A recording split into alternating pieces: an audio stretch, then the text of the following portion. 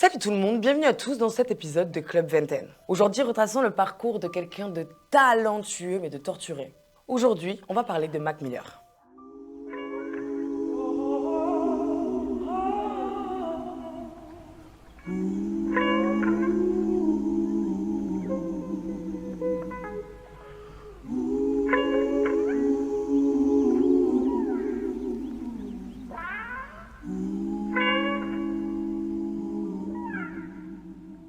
Malcolm James McCormick viendra au monde le 19 janvier 1992, dans un petit quartier de Pittsburgh. Sa mère était photographe et son père était architecte. Et c'est dès tout petit que Mac Miller va tomber amoureux de la musique. Entre 4 et 6 ans, il commence déjà à s'initier à la batterie, à la guitare, au piano.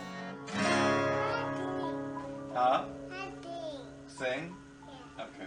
Et seulement 4 ans après, il se met à écrire ses premiers textes. Mac Miller et la musique, c'est une évidence. Il va d'abord essayer de chanter, mais il va très vite se rendre compte que c'est pas trop son truc. Il est pas très à l'aise, il chante pas très bien, bref. Il va très vite passer sur le rap. Et là, c'est un réel match. Mac Miller, il surkiffe ça. À l'âge de 15 ans, le rap devient tellement important dans sa vie qu'il prend la place de sa première passion qui est le sport. Il se met à commencer à rapper dans des soirées, à son lycée, avec des petits groupes. On the bus sitting here in a toga. I ain't God, but you can call me Hova. Et il se met à rapper sous le nom de Dizzy Mac. Et retenez bien ça parce que Mac Miller et les pseudos, il adore ça. Grâce à ça, il se fait son petit nom. Il dira même, dès que j'ai eu 15 ans, je me suis sérieusement mis à bosser sur mes textes. Et cela a changé ma vie. J'avais l'habitude de faire du sport, mais une fois que j'ai découvert que le hip-hop était un vrai travail, c'est tout ce que j'ai fait. Comme il le dit, Mac Miller, il a pris ça hyper au sérieux, comme un vrai travail, donc il va s'y donner à fond. Et vous allez voir qu'il va s'y donner à fond toute sa vie. Mac Miller, c'est un acharné du taf. À 15 ans seulement, il travaille sa musique comme un pro en simultané de ses cours. Qu'il suit d'ailleurs, pour la petite anecdote, dans le même lycée que Wiz Khalifa, avec qui il deviendra ami. En 2007, à seulement 15 ans, il publie sa première mixtape, But My Making Ain't Easy. Pleased to meet ya. Find me where the heap of reefer. Speaking ether. Et très peu de temps après ça, Mac Miller va monter un groupe, The Free Spoke, qu'il va créer avec un ami rappeur à lui, BD. Mais Mac Miller, il a envie d'encore plus. Donc en 2009, il part enregistrer une maquette solo, The Jukebox, dans laquelle on découvre qui est Mac Miller. Et Mac Miller, c'est un mec hyper jovial qui rappe sa vérité. Et c'est sur cette mixtape que Mac Miller va changer son nom de Easy Mac à Mac Miller.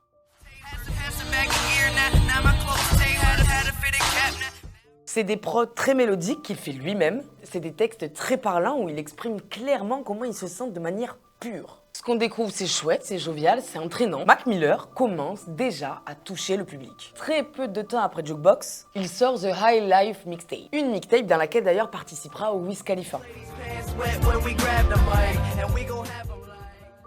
Notre future étoile se fait énormément remarquer. Là, faut comprendre que c'est en train de monter hyper vite. Il a 18 ans et Mac Miller, il commence déjà à se faire un nom dans le rap. Il a déjà 4 projets à son actif. Et des projets qui sont extrêmement qualitatifs. Qu'il fait en simultané de ses cours. Donc forcément, un label le repère. Rostrum, avec qui il signera et avec qui très vite il va se mettre au travail. Un mois après avoir signé le label, il sort Kids.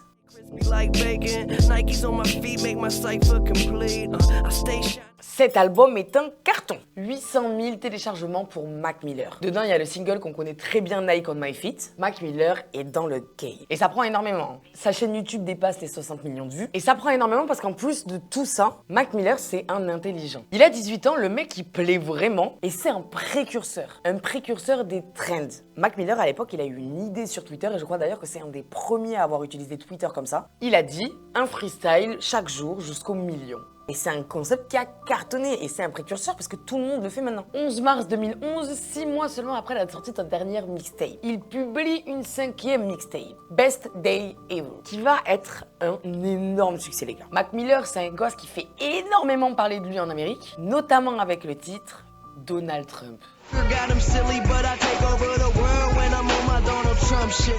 Ça a tellement fait un carton que Donald Trump il a quand même répondu en clashant Mac Miller en demandant des royalties sur le morceau. Mac Miller il est en train de niquer le game. Et je le répète encore une fois, mais c'est qu'un gosse. Mais ça vous allez voir, c'est important de le noter. Parce que mentalement c'est quelque chose qui est hyper dur à gérer, une ascension aussi rapide. Le morceau de Donald Trump sera sa première certification musicale. En juillet 2011, il annonce son premier album studio, Blue Slide Park, un titre en référence à un parc où il allait jouer quand il était plus jeune où il y avait un toboggan bleu.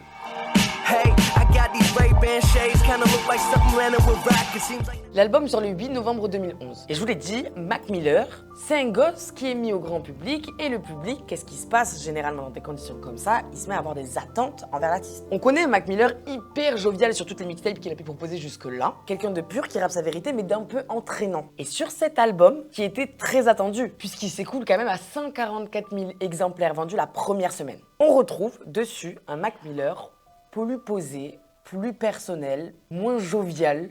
Et comme ils retrouvent pas le Mac Miller des mixtapes, ils sont déçus. Et l'album, il est pas du tout reçu comme il devrait être. Les gens se mettent à l'insulter, littéralement. Ils vont le comparer à une version fade et sans intérêt de Wiz Khalifa. Et le problème, c'est que souvent, quand on juge un artiste, on oublie qu'il y a un humain derrière. Et Mac Miller, c'est un mec hyper sensible. Donc ça va beaucoup le blesser. Parce que sur cet album, Mac Miller, il a grave été honnête, sincère, pur. Il est venu parler avec le cœur, comme il avait toujours fait, mais de manière plus sérieuse. Et le fait que le public s'y ferme, c'est un choc, c'est un coup.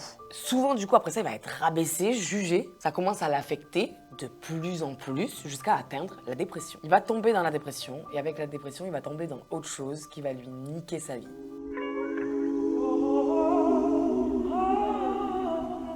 Comme je vous l'ai dit, après tout ça, Mac Miller tombe en dépression. Et pour s'en sortir, il va tomber dans une drogue qui a emporté beaucoup trop de talent, la ligne. C'est une drogue qui pour moi est beaucoup trop simple à faire et beaucoup trop simple à se procurer. Et Mac, il va grave tomber dedans. C'est une drogue qui est de plus en plus répandue tout simplement pour son effet de soulagement. Et Mac, c'est ce qu'il voulait, il voulait se sentir mieux. C'est une drogue qui en grande quantité est hyper dangereuse, voire mortelle, et c'est un poison à long terme. Et Mac, il va de ouf en abuser. Son entourage s'inquiète de fou. Il est en train de sombrer. Mais malgré tout ça, malgré ce mal-être que du coup il ressent, malgré la drogue dans laquelle il tombe et l'état mental dans lequel il est, Mac Miller, ça reste un énorme bosseur. Et ça, je trouve ça ouf. On est en 2012 et Mac Miller sort une mixtape, Macadelic.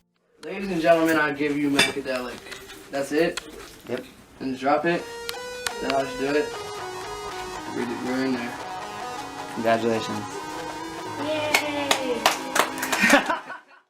I'm asking what am I supposed to do?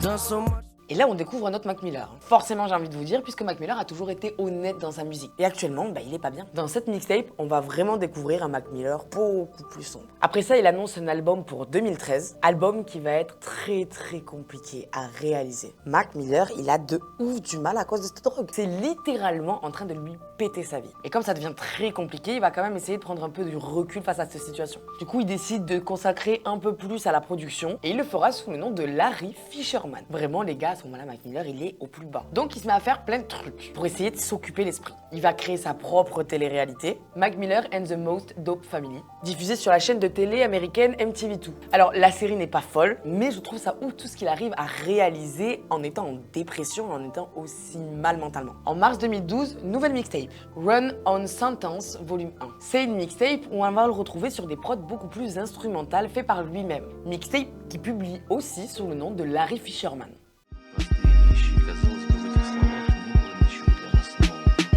Mac Miller, il se sentait pas bien et des fois pour exprimer ce qu'il ressentait, tout simplement les gars, il se créait des alter ego. Et vous allez voir, c'est pas le seul alter ego qui s'est créé. Pas longtemps après ça, il nous sort une nouvelle mixtape, cette fois sous le nom de Larry Lovenstein. En fait, il crée des alters en fonction des envies, des goûts musicaux dans lesquels il a envie d'être et aussi de son état mental dans lequel il est. Comme là, par exemple, pour Larry Lovenstein, c'est une EP beaucoup plus jazz. En fait, Mac Miller, il est juste tellement mal qu'il se blinde de travail au point de s'en créer des personnalités, quoi. Ça lui évite de se concentrer sur sa dépression. Juin 2013 sort son nouvel album, Watching Movie with the Sound Off, qui est très bien accueilli par la presse cette fois, qui dit que son style psychédélique apporte un nouveau vent frais. People worship these idols till they come in contact with God.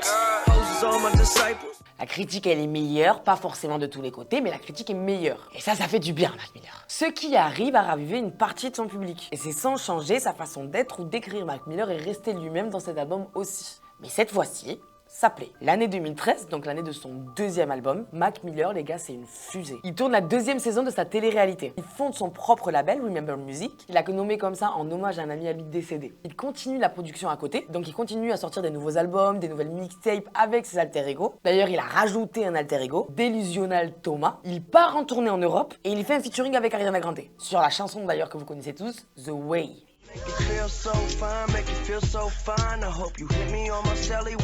titre qui va d'ailleurs tout exploser au niveau score. Ça, c'est en 2013. Waouh! Le mec, il est en dépression. Je ne sais pas comment il a tenu avec autant de responsabilités. Et toujours avec la drogue. Parce qu'il est toujours en combat contre. Mentalement, émotionnellement, en vrai de vrai, il a du mal quand même. On peut le savoir par exemple en écoutant les mixtapes de ses alter ego. Comme celle de Delusional Thomas où dedans ils disent des dingueries, les gars. Et c'est d'ailleurs pour ça qu'il les dit pas sous le nom de Mac Miller. What happens when I'm suicidal vibrations all through my spinal from the Mac Miller, il est au début de sa carrière où il y a déjà beaucoup de choses qui se sont passées. Il y a tellement de choses qui se passent dans le positif et d'autres choses qui sont négatives. Il est un peu en paradoxe avec sa vie et ce qu'il dégage aux gens, etc., etc. Que les gars, c'est une spirale et c'est en train de le faire couler. Janvier 2014, il annonce la fin de son contrat avec son label. Mais Mac Miller a son propre label, donc that's okay. D'ailleurs, dans son label, il va signer un énorme contrat avec Warner Records pour 10 millions de dollars. Mais pas que. Mac Miller va se taper un petit délire et va signer tous ses alter ego dans son label. 2014, Mac Miller sort une nouvelle mixtape qui suit son album et pour beaucoup, elle est considérée comme son chef-d'œuvre cette mixtape. Pour son exploration sombre et hyper personnelle de la lutte contre la drogue. Mais aussi, et sans surprise, contre sa maladie mentale. Et pour lui, c'était hyper compliqué à gérer. Maladie créée par le mélange entre la dépression, la lime, le LSD, la coke, bref, toutes les drogues qu'il prenait avec. Dans cette mixtape, il crache tout ce qu'il a à dire sur comment il est, comment il va, comment il voit la vie, comment il est mentalement, ce combat qu'il a sans cesse avec la drogue. Bref, il explique à quel point il va mal.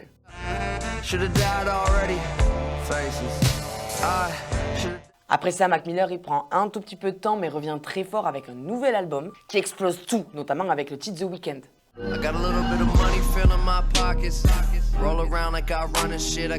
Et après ça, il part en tournée. Il recommence un petit peu à remonter la pente. Avec l'aide de son entourage, bien sûr, mais il essaye de se reprendre en main. Et il va même réussir à un moment donné. Il sera sobre plusieurs semaines d'affilée. Mais les gars, la drogue, ça fonctionne pas comme ça. C'est une lutte constante pour pas retomber. Donc Mac Miller, il est quand même en lutte constante. Et quand t'es en lutte comme ça pour pas chuter, il faut pas trop de vagues émotionnelles. Et ça, c'est compliqué pour Mac Miller.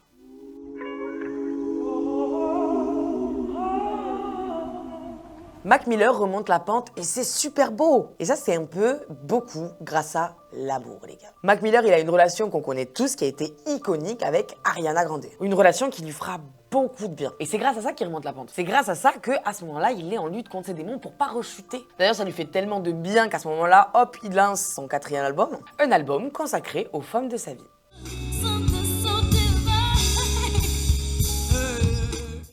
Tout va pour le mieux. Mac Miller est sobre, la musique fonctionne, l'amour est là, il est trop bien et il commence à aller vraiment mieux. Mais comme je vous l'ai dit, l'addiction à la drogue, c'est une addiction énorme et très lourde, c'est une lutte constante. Et parfois, il a des petites faiblesses. Il replonge à petite dose. Petite dose, certes, mais quand même, ça reste dans son ombre et c'est super dur. Et comme je vous l'ai dit, il faut pas de choc émotionnel. Et que se passe-t-il? Au bout de 2 ans de relation, Ariana Grande et Mac Miller, c'est terminé. Et ça, pour Mac Miller, ça a été fatal. Ça va le faire, mais retomber de fou. Sauf que quand on est sorti de la drogue, en tout cas quand on essaye de s'en sortir, et qu'on y retombe, généralement, c'est encore plus violent.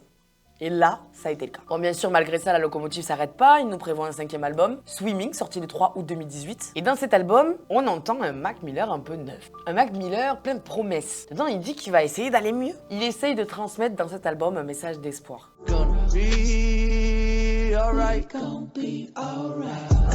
L'album s'appelle Swimming en référence à la lutte qu'il a entre la drogue et les sentiments. C'est en référence avec ce sentiment qu'il a d'être dans les profondeurs de l'océan. Il va même recevoir une récompense pour cet album. Récompense qu'il recevra jamais. Parce que oui, dans son album, il essaye de transmettre un message d'espoir. Et Mac Miller, il va très mal. Et je vous l'ai dit, la drogue, c'est un poison à petit feu.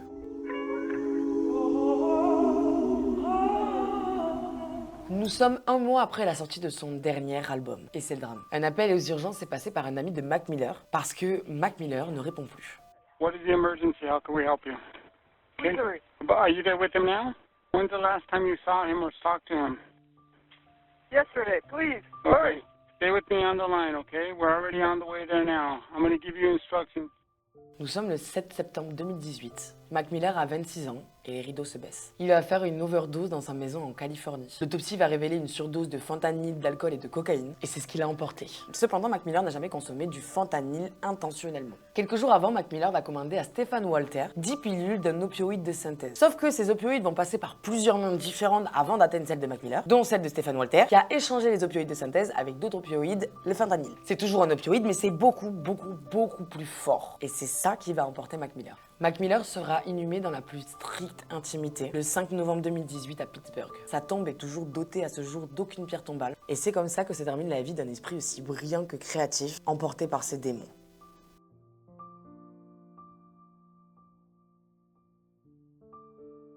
C'était Mac Miller dans le Club Venten pour Hippo. Ciao les gars.